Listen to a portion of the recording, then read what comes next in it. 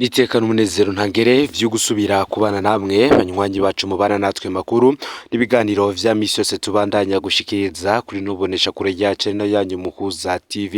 Numwe tugiye kubageza kamakuru y'ibiriko biravugwa bigezweko muri kano kanya yoba ngaha mu gihugu c'u Burundi mu karere ka Afrika y'ubuseruko ndetse no makungu ya kure.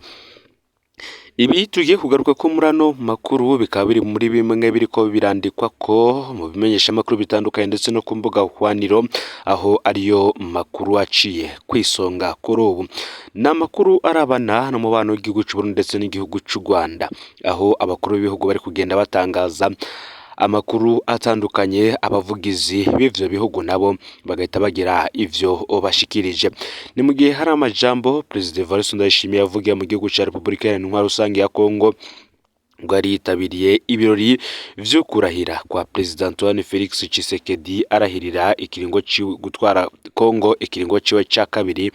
Hari amajambo yavuze ubwo yari mwikoraniro ryarimwo urwaruka.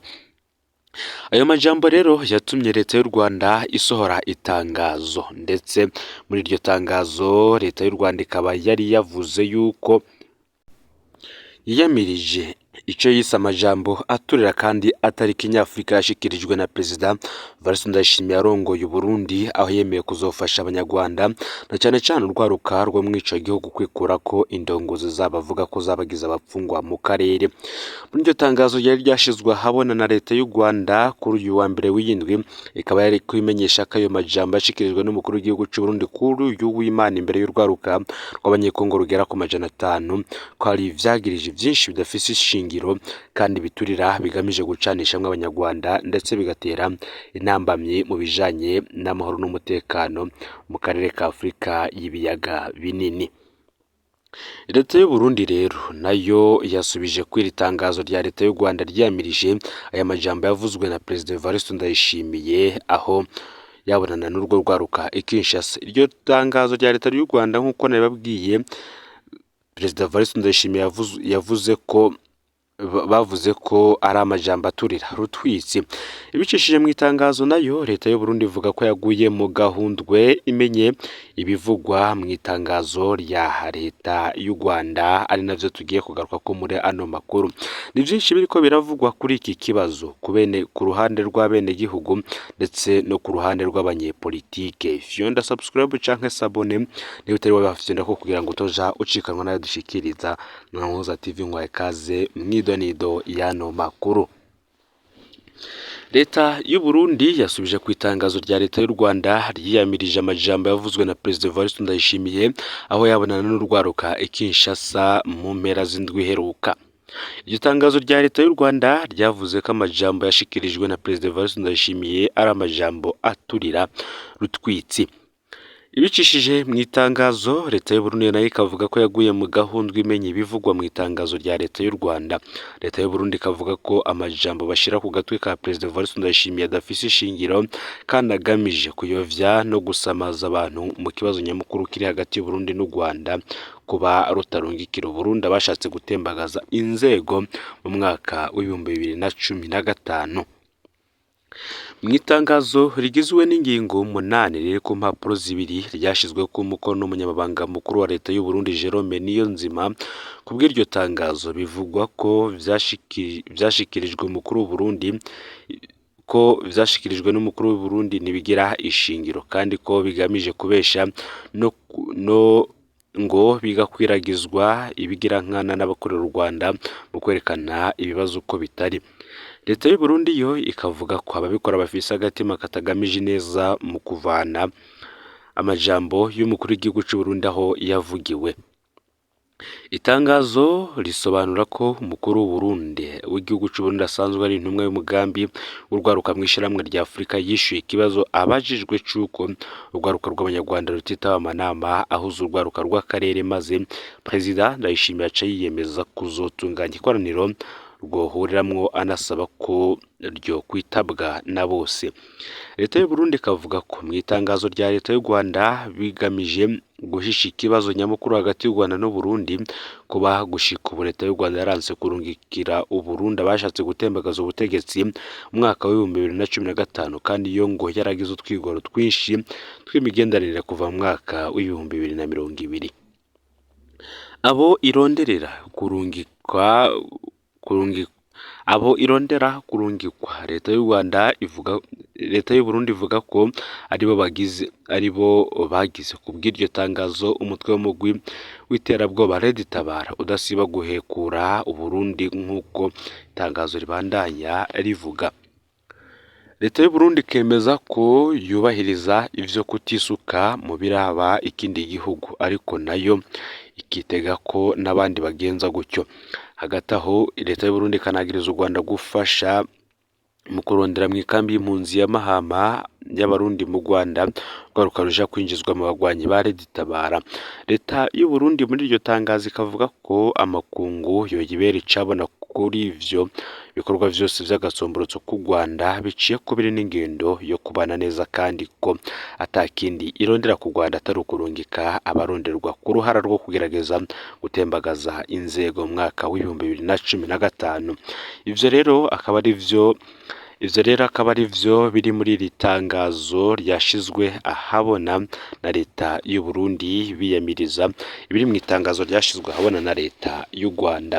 Tuvuye kandi mu vya politike, reka tuyabandanize ku makuru arabana n'agateka kazina muntu, aho hari urupfu rubabaje cane rw'umwe mu benegihugu yitwa Iraganje Yosuwa, yishwe kubera ideni ry'ibihumbi 20 vy'amafaranga y'abarundi.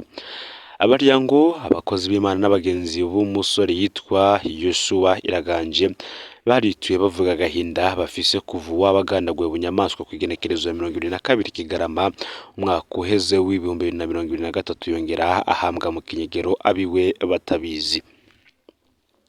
Uyu Yosuwa Iraganje akaba yarishwe ku itegeko ry'utwara imbonerakure muri komine. Yosuwa Iraganje yazize amafaranga 20 ya mugenzi we yari yamuhaye kugira ngo bagurire hamwe impuzu bari kwambara kuri Noheli. Wa mugenzi we yamwagirije ko yamuhenze amutwara amahera yiwe ku ruyeri. Amakuru ashikiriye umukuru w'imbonerakure muri komine Musongati mu ndinganizo nshasha y'intara n'amakomine, Bernard Niyibizi yaciye atanga itegeko ryo guhagarika Yosuwa Iraganje. Bernard Niyibizi we nyene ubwiwe yarishikiye gufata Yosuwa Iraganje aja kumufata ari kumwe n'imbonerakure zitwa Mateso, Gasongo n'abarazingiza. Bernard Niyibizi yagirije Yosuwa Iraganje icaca escroquerie, kwibisha uruyeri. Abaryango ba Yosuwa Iraganje bamaze kumva ko umwana wabo yafashwe, baremeye kuriha ayo mafaranga 20 ariko yariko aragirizwa. Umuvyeyi wiwe Leonidas Ndabibutse yaratakamvye ko batomwicira umwana, aratanga aya mafaranga, ariko Bernard Niyibizi ntiyigeze abumviriza. Uyu Yosuwa Niyibizi yishwe w'agashinyaguro, aho yo barishwe akubiswe amahiri. Igihano Yosuwa Iraganje hawe kirarengereye ubwenge bw'umuntu. Yosuwa Iraganje yarahuraguwe amahiri kugeza acikanye, amaze gupfa zambonerakure zaragiye zirahamba Yosuwa Iraganje umuryango wiwe utabizi. Yosuwa Iraganje akaba yarahambwe n'abategetsi muri komine no muri zone bafadikanije n'imbonerakure. Nta munyagihugu yararekuriwe kwegera aho yariko arashingurwa ku gutinya ko hohava hafatwa amafoto. Ubwo bukozi bw'ikibi ntibwagarukiye ngaho. Inyuma hadutse iterabwoba ku muryango wa Yosuwa Iraganje kugira ntihagire ico usubira kubaza ku vyashikiye umwana wabo. Ubuho umusitanteri wa komine Giharo Lydia Nihimbazwe, uyu umusitanteri ariko asaba umuryango wa Yosuwa Iraganje ko wovuga amafaranga ushaka kugira ngo uhebe dosiye y'igandagurwa ry'umuhungu wabo. Mutama Leonidas Nsabimana n'umuryango wiwe ni abantu bato cane. Babwirwa ko kino kibazo kigumye kimenyekana bashobora no kwicwa. bahanganye n'ibihangange muri komine Giharo harimwo Bernard Niyibizi asanzwe arongoye indero muri komine Giharo, Ikirenge Bernard Niyibizi akaba arongoye n'imbonera kure za CNDD FDD muri komine Nshasha ya Musongati. Uyo ngo ninakorwa ko bose batinya ngo we n'imbonera kure ziwe barica bagakiza muri komine Giharo. Ese ninde azomuhangara? Musanteri Lydia Nihimbazwe yashizweho kugira ahagararira abanyagihugu arongoye akijaho mu mwaka w'ibihumbi 2020. Yari umwe mu basanteri batowe bakiri bato cyane, akaba yarakiri inkumi. Ntituzi ko nawe atinya umukuru w'imbonera kure canke ko asanzwe atanezwe ubuzima bw'abanyagihugu arongoye. Ivyo ariko arasaba umuryango w'umuhisi Yoshubiraganje ibiratandukanye n'amategeko uwishe arahanwa. Ntabwo ari amafaranga ku muryango w'uwo agandaguye. Kwica akaba ari icyaha gikorerwa umuryango ubuze, n'icyaha kandi gikorerwa igihugu cose, amategeko agategerezwa gukurikizwa. Olivier Nibitanga wa Rutana yobazi kino kibazo cy'umukuru w'iperereza mu ntara ya Rutana. Kamatari nawe iki kibazo yobakiza. Umukuru w'igipolisi mu ntara ya Rutana, procureur wa Rutana ndetse n'abandi baba bakizi. None no kubera iki abagandaguye Yoshubiraganje badafatwa ngo bahanwe hisunzwe amategeko? Abashobora gushikira Perezida Evariste Ndayishimiye bamumenyeshe kino kibazo c'akamaramaza nawe agikurikirane, kuko iyi ni inkuru iteye ishavu ryinshi cyane. Ngaho rero amakuru yaragizwe ko muri kano kanya ufyonde subscribe canke sabone niba utari wafyenda ko kugira ngo utoje ucikanwa nayo dushikiriza. Usangiza no makuru bagenza aho baherereye hose kugira ngo nabo baje bashikirwa n'ibiko biravugwa bigezwe ku ngaha mu gihugu cy'u Burundi, hanze y'imbere y'igihugu cy'u Burundi ndetse no makungu ya kure. N'umuhozo TV Imana ibahezagire.